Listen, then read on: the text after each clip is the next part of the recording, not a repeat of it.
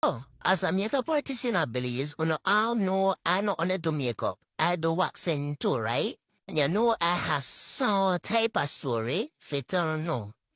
I don't want to tell you, this young lady not bring a boyfriend to come wax with her.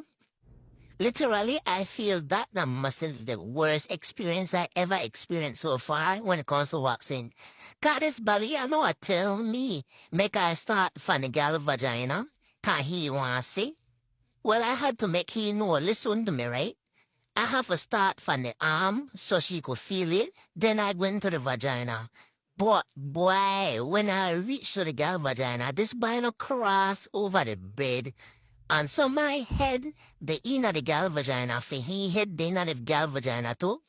I'll tell you, if I miss one here, this body point out the one here I miss. Then afterwards I say, you know what? He know what intimidate me. I have to tell him he the worst thing ever but waxing. So he start ask me but waxing a thing. So I start telling her, listen, when it comes to waxing, you see all here thing. You want to see blood, you want to see doo-doo, you want to see all kind of thing. My boy say, waxing that nothing he.